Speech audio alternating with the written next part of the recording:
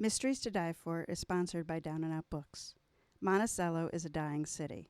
For Armand Cole, that means a life in the gangs. For Jessica Branson, it's a dead-end career as a detective.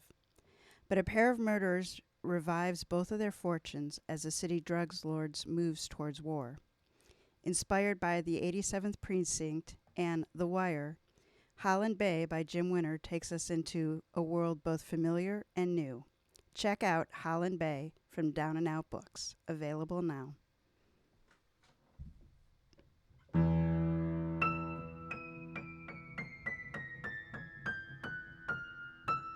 Welcome to Mysteries to Die For. I am TG Wolff, and I'm here with Jack, my piano player and producer. This is a podcast where we combine storytelling with original music to put you at the heart of murder, mystery, and mayhem. Some episodes will be my own. Others will be classics that help shape the mystery genre we know today. These are arrangements, which means instead of word-for-word readings, you get a performance that's meant to be heard. Jack and I perform these live, front to back, no breaks, no fakes, no retakes. This is episode 9, Smith and the Insidious Dr. Fu-Manchu. This episode is about protecting your territory. Smith and the Insidious Dr. Fu-Manchu is an adaptation of the Insidious Fu-Manchu by Sax Rohmer.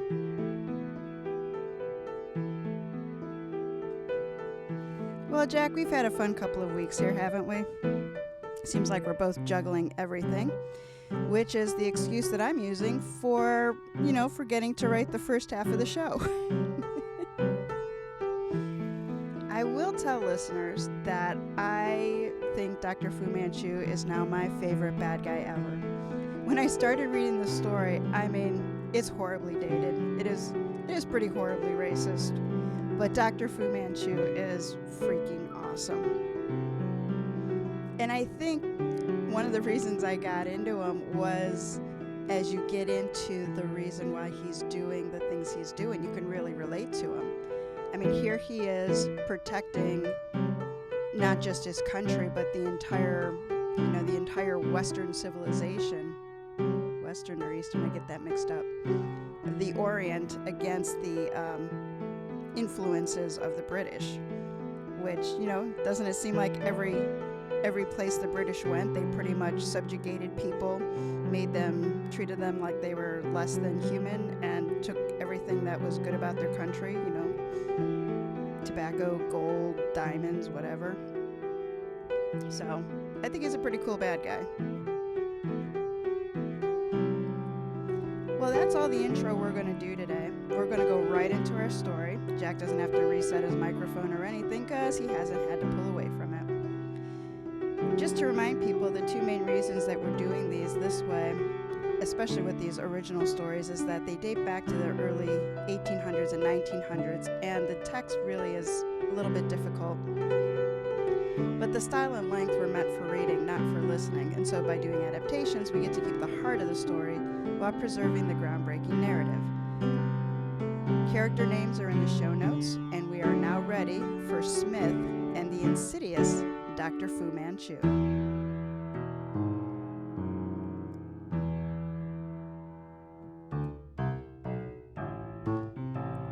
Chapter 1, A Gentleman to See You. The day had been a good one. My patients were coming along well enough with no one in imminent danger of dying. It was one of those days that a man can... Who am I fooling? The day was twice as empty as it was full. The few patients I saw were more in need of attention than medical services. It was a drab way to make a living and left me with more time on my hands than was healthy for a man my age. After a simple dinner, I retired to my study to work on my true labor of love, my book. It wasn't coming along as I expected either. For all my knowledge on the subject, writing the words was akin to pulling teeth. My doorbell rang. My butler stepped into the library. A gentleman to see you. The clock chimed 10:30. Rather late for a social call, I said, anticipation pushing me to stand. Best show him in. One set of footsteps went down the stairs. Two came up. Broad shoulders filled my doorway. The gentleman in question was somewhat rumpled, as if he had slept in his clothes. "Petrie, old man," grinned a darkly tanned version of the man I once knew. "Bet you didn't expect to see me again." "Nayland Smith!" I looked him over as I came out from behind my desk. "Is it you? I thought you were in Burma." "I was," he said, dashing to my desk and snuffing out the lamp. "Smith, what the devil?" "You think me insane, no doubt," he said. He was a shadow crossing the darkened room. The moonlight showed his profile as he stealthily peeked out of one of the front windows, and then the next. "You won't think so when you hear my tale. I think I'm ahead of them for once." He returned to my desk, relit the lamp, and then fell into the chair. Though his pose was exhausted, his eyes were lit like stars. I went to the service tray, kept stock for the occasional visitor, and poured 2 whiskeys. "That was quite an entrance, Smith. Here, you look like you can use this." A wry smile curled his lips. He raised the glass in a silent toast, and then savored the feel of my best whiskey going down his throat. "Have you left the service?" I asked of the man I had known to be stationed in what was now called Burma, but would be called Myanmar in 100 years. Smith shook his head. "My commission is a roving one. It goes with me. Burma, Egypt, India, London. You are the only one who knows I'm here, aside from the Home Office, of course." There was something in his voice, something stronger than intrigue, something more like a malevolent foreshadowing. "What are you into, Smith?" "Have you ever seen anything like this?" He shrugged out of his coat and began to roll up his shirt sleeve. A nasty but healed wound emerged. It was several inches long, but the skin surrounding it had been heavily damaged, as if it had been burnt. I had administered the remedy myself, so I knew what I was looking at. "That wound has been cauterized," I said. He pulled his sleeve back in order. "I was in the jungle, following a lead when I was bitten, not by one of the many deadly creatures native to the region, but by something much nastier. The tip of an arrow had been dipped in the venom of a king cobra." I sank into my chair. "Dear Lord, it's a wonder you aren't dead, Smith." "Fast acting saved my life," he said. "There's only one treatment. I was lucky to have the necessary tools with me to open it and cauterize the flesh before it moved into the bloodstream." My mouth hung open. I realized, You did that yourself?" "Fell into the devil of a fever," he said. "I lay in my tent, malaria raging around me for 3 days." "Incredible! You said it was an arrow? That means somebody tried to kill you." "Indeed. It was the man that I'm after, the one that has become my mission." He waved his hand toward my work in progress. "Need content for your bestseller, Petrie? If stories of mystery, intrigue, and thrills are selling, I can tell you one that will make your medical income look like a beggar's coins." Commissioner Nayland Smith had gray eyes that always tended to look cloudy. With his skin now as roasted as coffee, they looked like a storm about to break over the coast. "I doubt a story has you knocking on my door this time of night," I said. "In a way it is," he said. "I am in need, Petrie. I am in need of a companion and a bed. I haven't slept for the last 48 hours except in short 15-minute bits. I dare not close my eyes but for long. I trust you as I trust no other." "Of course you're welcome in my home," I said, signaling for my butler. "A bath and a good night's rest and you'll be a new man." "Before I accept your gracious offer," he said with complete seriousness, "you should know who you are bringing into your house." "Smith, I know who you are," I said, showing the confidence I felt for my friend. "It was some years ago that we parted ways when you accepted the King's commission." He shook his head. "Those years have changed me, my dear Dr. Petrie. No longer am I the ambitious civil servant doing his duty for king and country. I am in determined pursuit of one of the most sinister villains, a weapon that has been silently unleashed on Europe." I could only stare at Smith, my brain churning over his sudden appearance and incredible story. None of it fit into the humdrum life I lived. Smith leaned forward, those eyes of his deadly serious. "Will you help me, Petrie?" Swallowed hard as I nodded. "Yes, you know I will."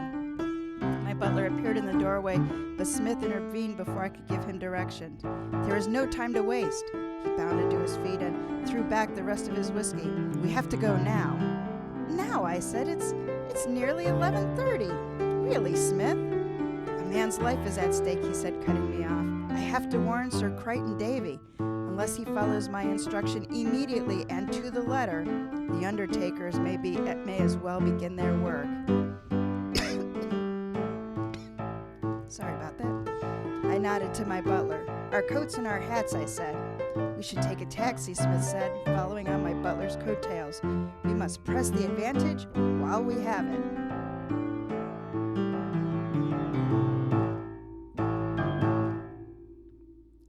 Chapter 2. The Race to Save Davy.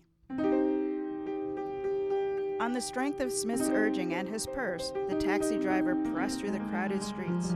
Even at this time of night, London was far from asleep. Smith and I were silent as around us gruff voices jeered in time with the cab jerking suddenly from one side to the other. I can't speak to the reason for Smith's silence.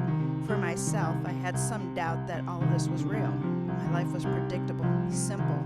How could a man racing through the streets be the same as treated Lady Simpson's gout this morning? Smith lurched forward, starting me. What is this? A small crowd was gathered in front of a house. Constables dissuaded the curious who attempted to peer in the open front door. Smith thumped his fist against the roof of the cab. Here, he ordered, and jumped out before we had come to a stop. I followed, overpaid the man, and hurried after Smith. He cut through the crowd like a fish through the sea, stopping at the constable. What's happened here? Smith's voice bellowed like a man used to being obeyed. Sir Crichton Davy has died, the constable said. Hell and damnation! Smith spat as he hurried past the constable with me on his heels. Up the stairs and in the door, we found a man of authority speaking with a member of the household staff. The man raised an annoyed eyebrow as Smith strode across the checkerboard hallway. He led with a card. The man, who looked as though he would be at home in a boxing ring, took the card, then raised the other eyebrow to match. He touched his head as if there were a hat atop it. Inspector Weymouth, Scotland Yard. You know Sir Crichton, Commissioner Smith. My associate, Dr. Petrie. We were on our way to see him on an urgent matter, Smith said, answering Weymouth's unspoken question about my presence. Regrettably, I was too late. I noticed Smith absolved me from responsibility for Davy's death, taking it on his own shoulders. As we walked up the stairs with a thick rug and down a hallway lined with paintings and busts, there were quite a lot of weight on Smith's shoulders. The door to the library was open. Inside, a man laid on the floor, while another, one I recognized, knelt over him. Attending was Dr. Chalmers Cleave, a renowned and respected pathologist. Any conclusions, Doctor? Weymouth asked as he led us into the room. Cleave rose with an air of discontentment. He was a cocaine addict, but the pathology is not consistent with overdose. I knelt and began examining the body. The bloating about his face and hands, I said. I've never seen that in conjunction with cocaine. Agreed, Cleave said. The contortion also. Whatever he died of, it was painful. I stroked my fingers down the inside of the left arm. There was significant scarring from his habit of choice. His right arm was free of marks. I turned the swollen hands, noting an unusual mark on his left. It was red and reminiscent of the marks left by a woman's painted lips. Is this a birthmark? I asked Cleves. He shook his head. Not according to Davy's secretary, Mr. Burboyne. He couldn't say when it appeared, but he was certain it was not there at luncheon. Cleve crossed to his bag, picking up his gloves. I will have to see what the post-mortem tells us, Weymouth. At this point, my only conclusion is unnatural clauses. The wagon should be along shortly.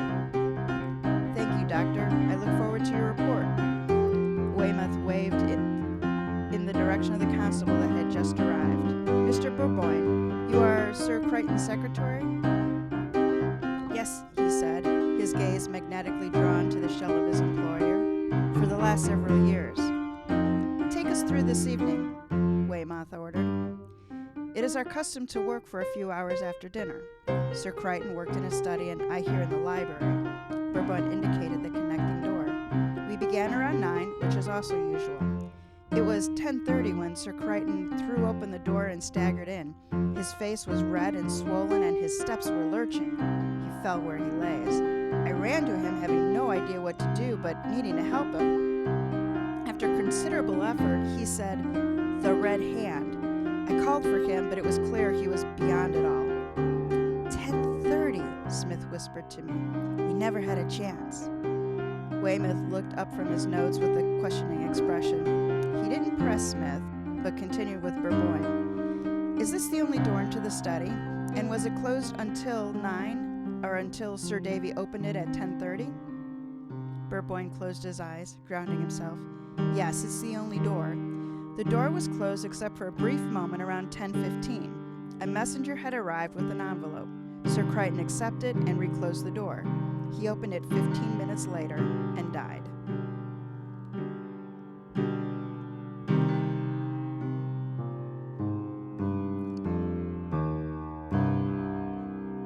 Chapter 3. The Study of the Study. In comparing the two rooms, the library and the study, Burboyne had the better part of the deal. The library was large and open and inviting. The study was small, closed, and private. It had thick carpeting and heavy drapes that were pulled closed. The windows beneath were locked and stayed that way, given the staleness of the air. The room was dedicated to Sir Crichton's work in the Indian Territories. A large map filled one wall. Mementos and the like were dispersed across the mantel, tabletops, and amid the books on the shelves. There wasn't in this room a place to hide. There was no closet, no door to the outer hall, no trunk or armoire or anything capable of concealing a person. Smith found the courier's letter on the desk, next to the blotting pad. It hasn't been opened. Nothing on the outside except Sir Crichton's name. He opened it, examined it, and then held it out to me. Smell. I crossed the room at the odd order. It's blank, I said, but when I reached for it, Smith pulled it away. A sweet, pungent aroma followed. It's been perfumed. A note from a lover? I asked. This is no man's lover, Smith said ominously. I have come across something like this before, but never in Europe. He began to search the desk, and so I returned to my inspection of Sir Crichton's collection. He had framed photos that documented his life as a traveler, a businessman, and a bachelor. It seemed he was a man with a great number of friends. I picked up a bronze vase, wondering about the story behind it. Put that down, Petrie! Startled, I did put it down, then turned on my friend. What's the meaning of this? Don't touch anything, he said. It could be dangerous. It was difficult not to rebut as Smith touched at will. Still, it was his game, not mine. I crossed to the connecting door and leaned against the doorway, watching as Smith made a thorough investigation. He examined the desk, including everything on it and under it. He did the same with the draperies, shaking them out as if he expected a snake to drop free. He spent an inordinate amount of time on the fireplace, given it was too warm to have need of it. I've done everything I can here, Petrie. Smith went into the library, joining Weymouth at the body. I strongly recommend Sir Crichton's body be removed and that the library be locked and kept that way until you hear from me, he said. Weymouth's jaw ticked. Consider it done, he said, which spoke volumes about my friend's position, that the Scotland Yard inspector would agree without asking a single question. You should speak to the groom, a man named Wills. He heard something you should know about. He's in the servants' parlor. We made off at once and found a cozy sitting room at the back of the house. Mr. Wills, Smith called out. A small, weathered man rose from a hardback chair and joined us. Smith introduced himself in a way that commanded honesty and truthfulness. I was locking the garage door, Will said. I happened to look up at Sir Crichton's study and saw him jump out of his chair. When he sat at his desk, you could see a shadow on the blind. I saw him jump, and the next minute I heard a call out in the lane. What kind of call? Describe it, Smith ordered. Wills had obviously been shaken by Sir Crichton's death and struggled to comply. A sort of wail, sir, he said in more of a question than an answer. I've never heard anything like it, and I don't want to again. Like this? I was hard-pressed to describe the sound that Smith made, but Wills visibly shuddered. That was it, he said, but much, much louder. As I suspected, said Smith, a note of triumph in his voice. Take us back to the house. The man bowed, and Wills led the way, and we shortly found ourselves in the small, paved courtyard. It was a perfect summer's night, the sky overhead finely dark. The study windows are there, he pointed to the windows windows directly above us. Over that wall is the back lane. The cry came from there. Beyond that is Regent's Park. Who occupies the adjoining house? The stairs on the back of that house connect the main to the domestic quarters. True? They do, Wills replied. That is the home of Major General Platt Houston. He and his family are out of town. Send someone to make my business known to the Major General's housekeeper, Smith said. I want to examine those stairs now.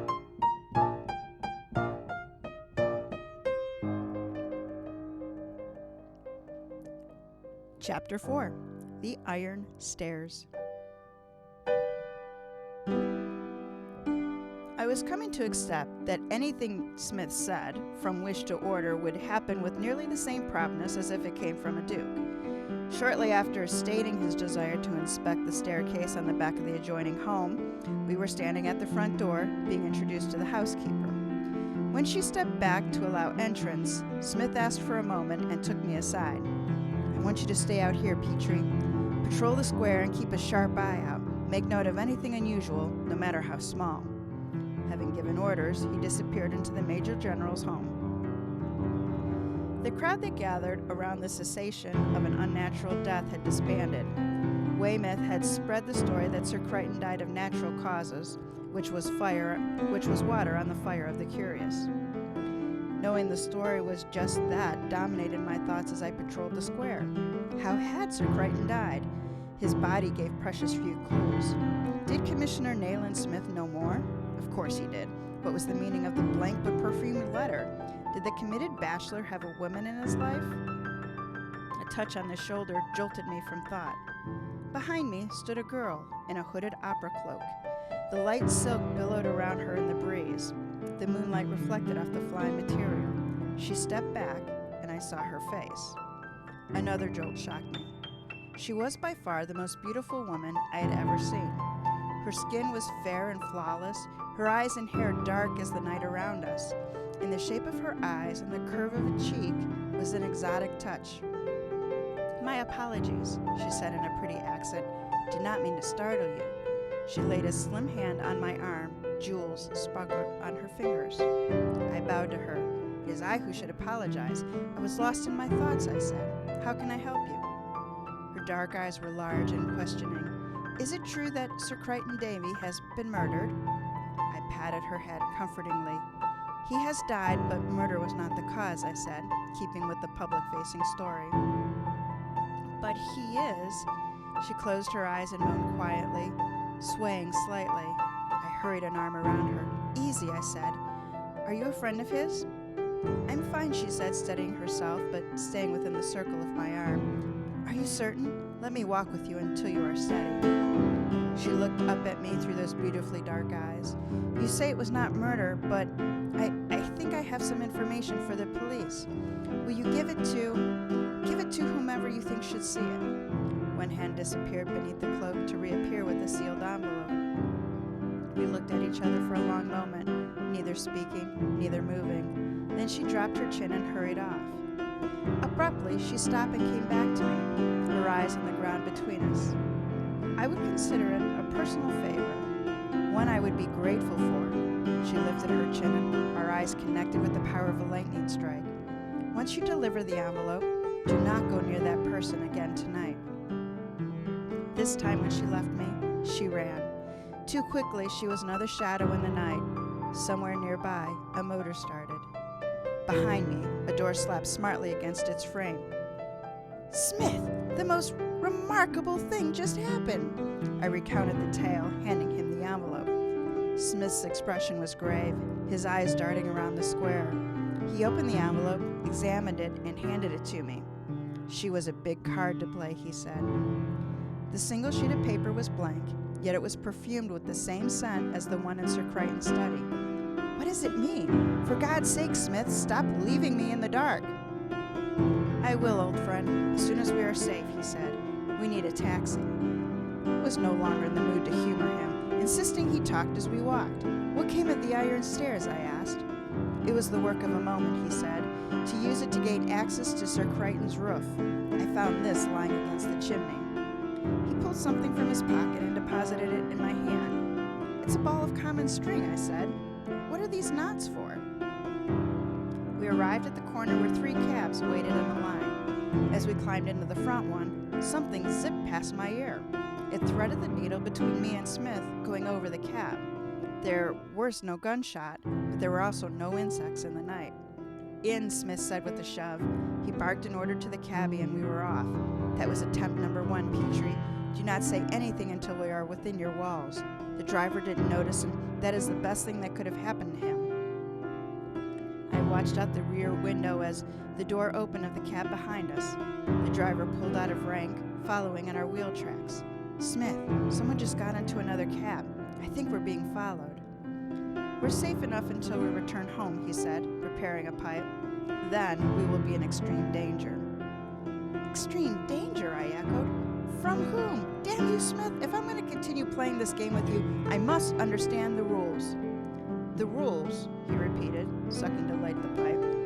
The rules are simple. You win or you die.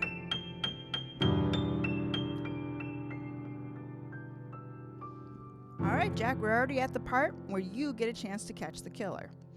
So it's a little earlier in the story than we usually do it, but once Smith starts talking, well, he's going to spill his guts. So then the story changes, as you saw, from a mystery to a thriller. So we're going to pause here. The question I have for you, my talented piano player, is, how did Sir Crichton die? Perfume. Excuse me, perfume.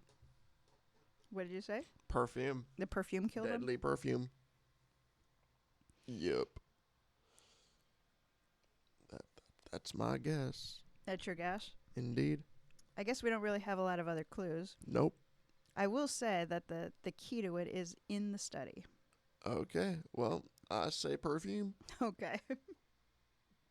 Well, then we can move on to Chapter 5, A Genius of Epic Proportions.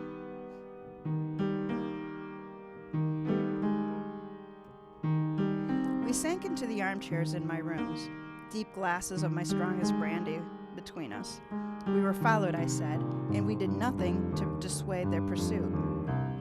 There would be no point, Smith said resignedly. You call this a game? There are times when it feels like I'm in a chess match against a grand master, nonetheless. My involvement in this affair began accidentally.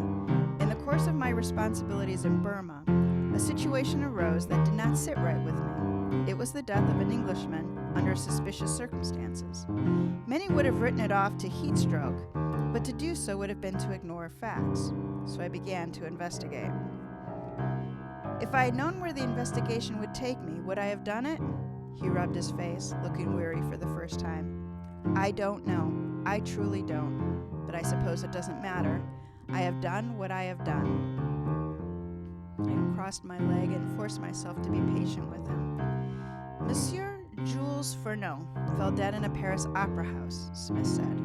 Why? Because of heart failure? No, Petrie. It was because his last speech had shown that he held the secrets to the northern regions of Vietnam. And what of the Grand Duke Stanislas? Was it really suicide? I think not. He was an expert on Russia and Mongolia. He expounded on the opportunities they presented. And then, tonight, Sir Crichton Davy is murdered. Why? Because after a lifetime of work, he was the only Englishman who understood the importance of the Tibetan frontier. I uncrossed my leg and leaned forward. 3 men are dead as part of a conspiracy? More than 3, Petrie. Many more than 3. He had succeeded in boggling my mind. But who is behind it, I said. What do they want? What they want is to take over all of the civilized Western world. While we go about our daily lives, paying social calls and worrying about which coat to wear to the opera, the masters of the Orient are amassing their strength. Their champion is a mastermind. He is without a doubt in equal measures brilliant and evil, educated in history and science of both East and West, with unlimited resources of a continent full of countries. Picture a man, tall and lean, feline in both his features and his movement. His hair is non-existent, shaved close to his skull, while his beard is long and comes to a thin point. His eyes are the thing of nightmares, a true cat green that glow when he is at his worst. Put it all together, and you have our nemesis, Dr. Fu-Manchu. I racked my memory for the distinctive name. Surely if what you said is true, it would have been in the papers. No, my good man, Smith said, cutting me off. My commission charges me with protecting British citizens, indeed all of Europe, from being touched by this evil. I rose and began to pace. Stay away from the windows, Petrie. Smith gave the warning without his usual bark of authority, which may have been worse. I changed my direction, removing my person from between the light and my windows. It was all too fantastical to digest. A foreign power, a superpower, you might say, here on English soil. And yet I could not deny the oddities of Sir Crichton's death. The beautiful stranger with her perfumed letter, or the bullet that nearly permanently separated me from Smith. Still, I stopped in front of Smith. How did Sir Crichton die? You know, don't you? He died of a Zayat's kiss. He sipped his brandy. Next you'll ask me what it is, and the truth is, I don't know. A Zayat is a traveler's rest house in Burma. There is a particular route where travelers who use the houses sometimes die in the same way Sir Crichton did. There is no wound, no pathology that explains the suddenness and permanence of the affliction. There's just a small mark, sometimes on the face, on a limb, or the neck. That mark is known as a Zayat's kiss. It was along this route that I met Dr. Fu-Manchu face to face. Needless to say, travelers no longer use those houses. A Zayat's kiss, I repeated. Just when I think the story can't become more remarkable, it does just that. What is the meaning of the perfumed papers? Do you know? Smith shrugged. I suspect. Along the route, there is a particular variety of orchid. Its perfume is particularly sweet and pungent. It is something that once you smell, you never forget. That is the scent on the pages. I have a theory and hope to prove it tonight. If I live, it will be one less weapon in the doctor's armory. If you live, I stammered, what do you think is going to happen? I believe a creature is responsible for the Zayat's kiss, and that creature is attracted to this particular scent. There are only two ways for anything to enter Sir Crichton's study: through the connecting door and down the chimney. Taking Burboyne at his word, nothing save the scented letter came in through the door, which leaves the chimney. My mind went through the creatures that could enter through a chimney: a cat, a bird, a spider, a fish. Not all were equally valid. But we found nothing in the room, I said. How did it get out? The same way it got in, Smith said. Remember the string I found on the roof with the strange array of knots and loops? I suspect the creature was lowered down, did the deed, and then was raised back up. Remember the wailing cry Wills heard just behind the house? I postulate that an accomplice witnessed Sir Crichton's shadow jump up, just as Wills had, signaling the bite had been delivered. The accomplice then signaled the man on the roof, and the killer was withdrawn. In their haste to make good on the escape, they dropped the line. They made a rare mistake, thinking no one would inspect the roof. As hard as it was to believe his hypothesis, the circumstances fit the facts. What comes next? I asked. His stormy eyes looked upon my own. Dr. Fu-Manchu will try to kill me.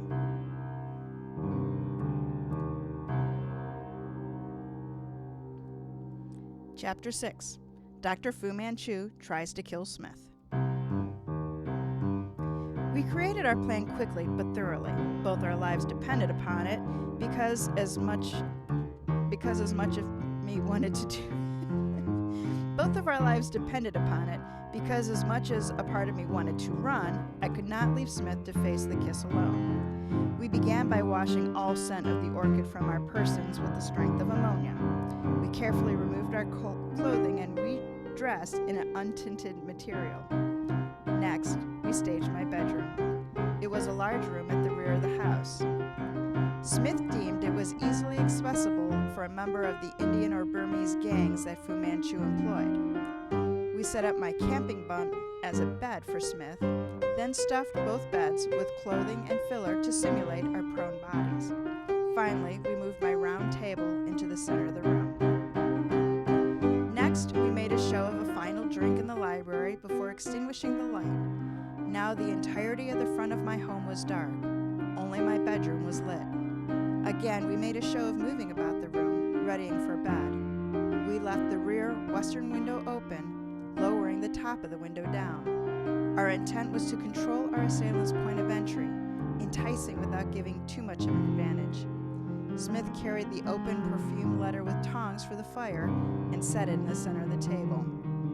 Then we extinguished the lights and settled into our positions. Smith was against the wall, in the shadow of my armoire, in a strong position to watch the open window. He was armed with a flashlight, a revolver, and a golf club. I was in a similar pose between the two closed south-facing windows, armed with my own revolver. The clock tower struck 2. Bright moonlit light poured in unfiltered. A sharp square of white light illuminated the path from the window to the middle point of the table.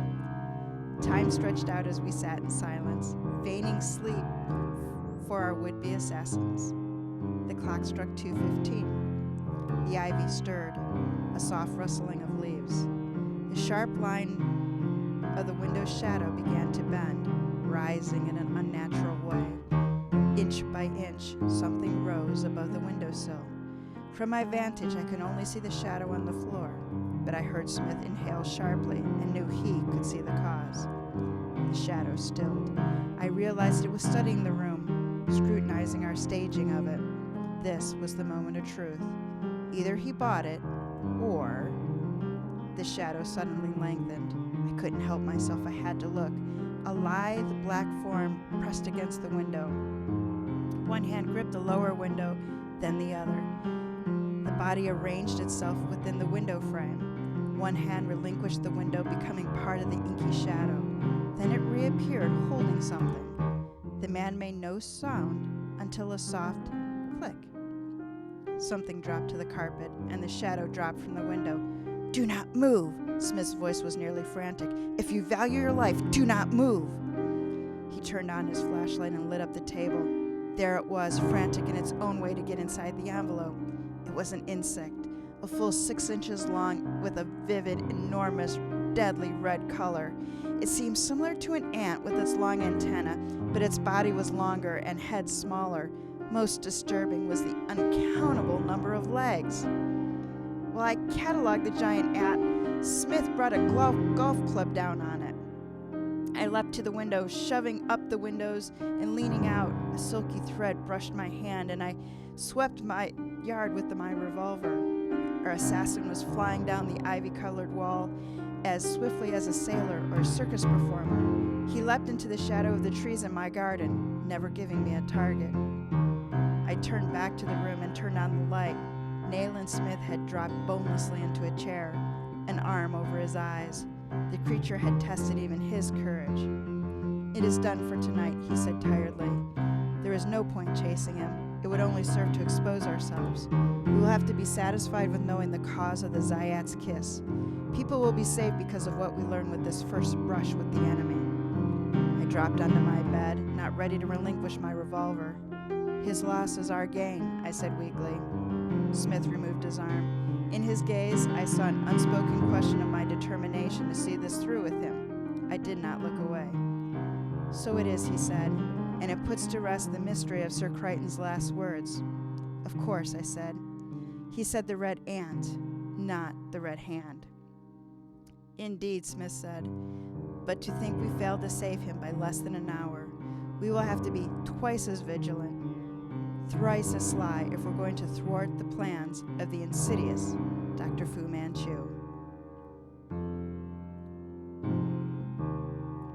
All right, Jack.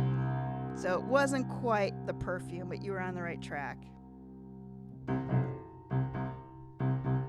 Yeah. We have yet another one where the killer/murder weapon is an animal. So let's talk about the logic and does it work. So if we go backwards, so Dr. Fu-Manchu is trying to thwart Sir Crichton Davey from talking about everything that he has discovered in Tibet. And he's going to do so by killing him using a monster-sized ant.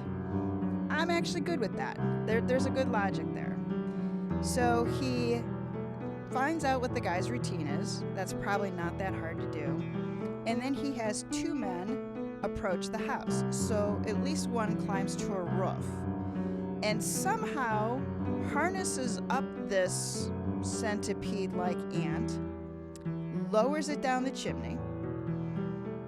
This bug goes for this orchid-scented flower, and then bites Sir Crichton Davy. I'm actually pretty okay with that too. But then these guys like pull the critter back up the chimney. Okay. So when they put it into Smith's room, why doesn't it have a harness on it there? They like are just gonna leave it there? Do they plan to get it back? I really hate our dog right now. Does that bother you that they like had this elaborate scheme to retrieve the bug from Davy's office, but they just let it go into Smith's?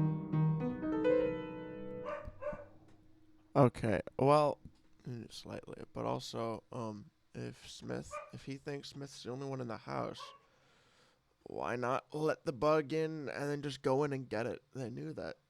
Well, he's got to know that Oh my Petrie's God. there, I'm but gonna maybe go he wants fight the the bug to dog. bite both of them.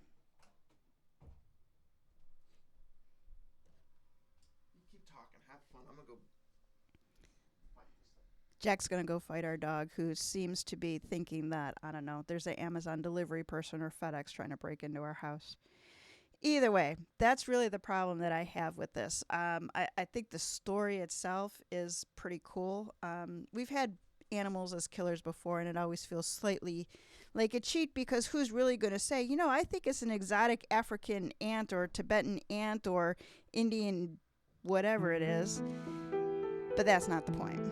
I don't like the inconsistency that it seemed like they were trying to retrieve it from one place, not the other. The rest of the book of the Dr. Insidious Fu-Manchu is really a collection of similar type adventures where Fu-Manchu is going after somebody and Smith and Petrie are chasing after trying to solve it and try to thwart it. Very cool stories. Excellent description of action. Said, for today's times, horribly, horribly racist. So if you do choose to read them, either just ignore that part or keep it in mind at the time it was written. But I, again, have to say that Fu-Manchu is one of the coolest bad guys I've ever read. So that wraps up this really noisy episode of Mysteries to Die For. Special shout out to our dog Mia, who felt like she really needed to be a part of this episode. Support our show by subscribing, telling a mystery lover about us, and giving us a 5-star review. Become a member of our Batty Bag Brigade by financially supporting the season with a one-time donation. Pay what you can. Information is in the show notes and on our website, tgwolff.com/podcast. Mysteries to Die For is written by TG Wolff with contribution from Jack Wolff. Smith and the Insidious Fu-Manchu was written by TG Wolff, an adaptation from the Insidious Dr. Fu-Manchu by Sax Rohmer. Music and production are by Jack Wolff. Episode art is by TG Wolff. We'll see you back here in 2 weeks. Thank you all. All right, Jack, take us out.